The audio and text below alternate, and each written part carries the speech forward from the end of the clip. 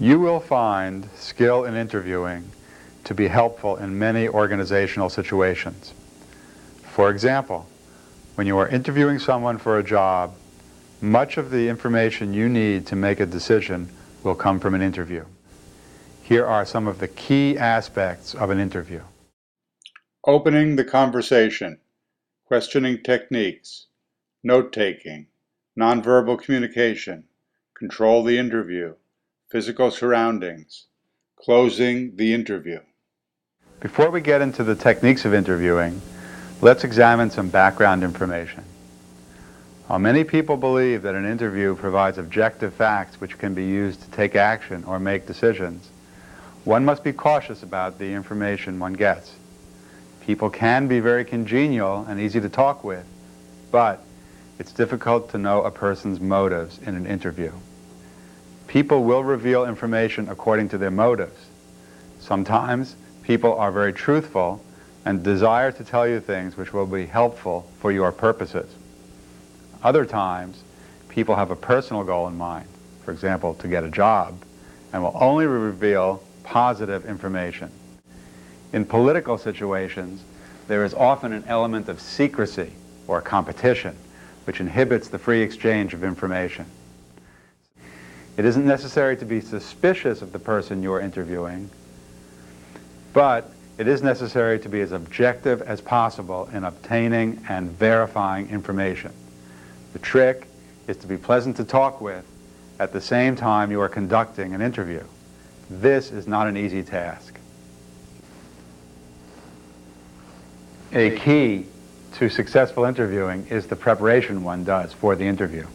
The interview is often the culmination of a process which began when the interviewer sought information about the person to be interviewed, the matters to be discussed, and the uses intended for the information to be obtained. Since the interview is often of limited duration, the interviewer must maximize the time in order to get the most information possible. One way of preparing is to develop a set of questions. By thinking through what your informational needs are, gaps in your current information can be identified and questions planned to fill them.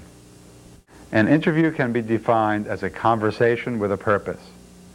You can develop a technique or style of interviewing that allows you to accomplish your purpose without sounding like a recorded announcement. If your interview style is polished, the interviewee will feel at ease and may be cooperative. You will also reflect the kind of image which is expected by the organization for which you are conducting the interview. There are several components to a polished interview style. Of course, experience in interviewing is the key factor. You can compensate for lack of experience by practicing. It's a good idea to role-play an interview with a friend when practice is desired. The more you empathize with the interviewee, the better rapport you will achieve, and rapport is another key to effective interviewing. On the other hand, many kinds of interviews require objectivity. A thorough preparation greatly aids in the achievement of objectivity in interviews. If you are well prepared, you will be less constrained by a structured interview schedule and will be able to obtain a good atmosphere while gathering data. Let's take a look at two interviews. After viewing both, guess which interviewer took time to prepare. What colleges did you attend? I went to John Marshall University. What was your major field of study? Well, I studied English literature and had quite a few drama courses as well. What did you do over summers while you were in college? Well, I was a member of a summer stock company which put on plays. That was located in Cape Cod, Massachusetts. I see you went to John Marshall University. What did you like most about your education while you were there?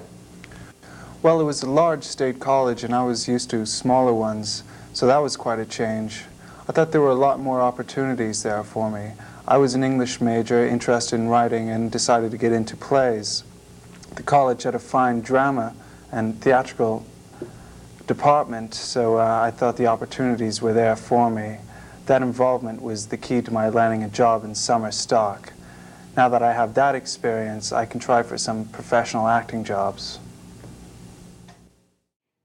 The first interviewer did not prepare by reading the job applicant's resume. The second interviewer asked an open-ended question because he was prepared. The amount of structure you have in an interview depends on its purpose. Some interviews have a set of questions which must be asked in exactly the same way to each interviewee. A market research survey is a good example. Other interviews have specific topics which must be covered, but there is considerable latitude about wording the questions and the order of the questions. An employee selection interview is frequently conducted in this manner. Another type of interview is informal and has no particular schedule. A discussion between two co-workers on a topic of importance to the organization is an example of this type of interview. Even though this type of interview resembles an informal conversation, be aware that it is probably purposeful. If you are conducting an interview of this kind, make sure you cover the issues which are important. The idea is to get or give useful information, and the informality is only the style you are using to do so. There are a few parts to the interview which will occur in most situations. Typically, there is a clear beginning and a clear end to the interview. The beginning is when rapport is established. If two people are strangers, then small talk is likely to be the way they get acquainted. If two people know each other, there is still likely to be introductory small talk. In any case, it is not necessary to use a lot of small talk for establishing rapport, especially if there's a time constraint on the interview. Another common element in interviewing is the ending. Usually, one of the parties in an interview will signal when the end has come.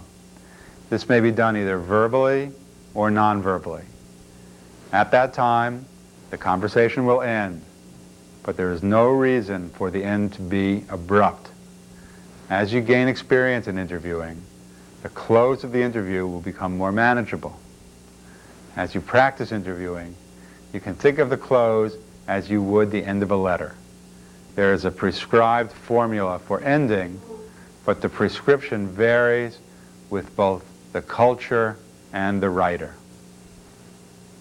The main body of the interview consists of a question and answer format. Sometimes the interviewer must be rigorous in asking predetermined questions and in obtaining a detailed response from the interviewee. Of course, it helps if the interviewee is cooperative in such situations. If the interviewee is not being open, then the interviewer must use probing techniques to elicit the needed information. In other interviews, the interviewer only has to get the conversation started with a question, and the interview proceeds smoothly from there on. In conducting this type of interview, the interviewer will need only to control the interviewee in order to keep the conversation on track. We will cover the main kinds of questions: open-ended, yes, no, and probe questions. The open-end question is designed to get the interviewee to start talking. The interviewer is not looking for a particular response. Rather, the idea is to let the interviewee talk, note what is said, and use the information to fulfill the purpose of the interview. For example, the purpose may be to make a selection decision, to collect marketing information, or to find out about a problem situation. If the interviewee gets off the track or seems to be ending his or her response, additional information can be obtained by the use of probing questions. These are short questions designed to elicit additional information about the topic currently being discussed in the interview. The probes may be direct or indirect. If the topic is sensitive, then direct questions may make the interviewee feel uncomfortable. You can still probe by using indirect questions, tactfully, to continue a discussion in an area of importance. The type of question to avoid in these circumstances is the yes-no question. This is any question which is not open-ended and which the interviewee can answer with a simple yes or no. If this kind of response occurs, the interviewer will have lost the momentum of the conversation and will have to start it over again. Let's take a look at an interview. As you watch, keep the following points in mind. When you practice, try to include these questioning techniques as you conduct the interview. Open-end questions direct the interviewee to the issue you wish to discuss and give the interviewee a blank slate on which to respond. Several good phrases to use when forming an open-end question are, what, why, tell me about. An open-end question does not call for a yes or no answer. Follow up open-end questions with probes in order to keep the discussion flowing. Begin the interview with small talk. This puts the interviewee at ease and establishes rapport. Come to the interview prepared with questions to ask.